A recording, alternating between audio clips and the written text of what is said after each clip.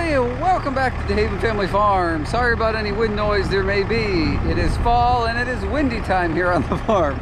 It's windy time the whole season. Been rainy season too. So behind me you can maybe see the 5250. We got brush cutter Bush Hog on the back here, and we are going to be doing some bush hogging here. So there's a field right here, which I know is kind of hard to see because we're down in a dip and the field kind of goes down and then it goes back up. But this field here was one that I was going to put into hay this year because this is a hay field. We had pumpkins here for a couple of years. Let me step away from the tractor. Maybe it'll be a little quieter. Anyway, so the field, you know, it has a few little dips and stuff in it. So in a wet year, it has a few wet spots in it. Not crazy, but a little bit. So I started working it over this spring and worked the ground over. It rained. Let it dry out. Started working it again. It rained. And basically that was the story for about 6 weeks. And then I gave up on it. The weeds started to grow into it and it needed more work. The rocks needed to be picked out of it. It was just a mess, and I ended up just letting it go. I didn't put hay in it, didn't do anything with it, so it turned into weeds. So we're gonna cut these weeds down, and if it dries out here this fall, there's definitely some fall tillage I'd like to do in a couple of fields, this being one of them, and maybe try and get some sort of ground cover, some kind of grass, rye, anything. Just get something nicer growing here, get the field worked over, so maybe I don't have to worry about it so much in the spring. Maybe no-till something into it, whatever, but let's get it looking better. So that's what today's video is going to be about.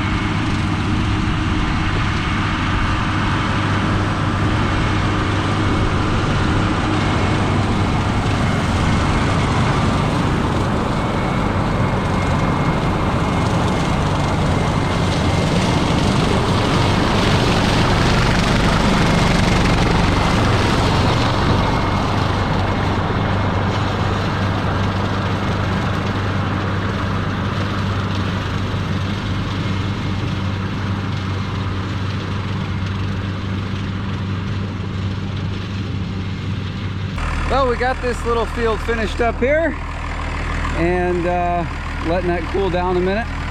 So there may be a few of you wondering why in the world I have such a small brush cutter on such a big tractor. And I'm going to show you why over here. This is hard to walk. So there was a few times that I had to reach for the magic button for the front wheel assist or four-wheel drive. Holy, yeah, geez. I don't know if you can see that right about here on me. I just stepped into a rut.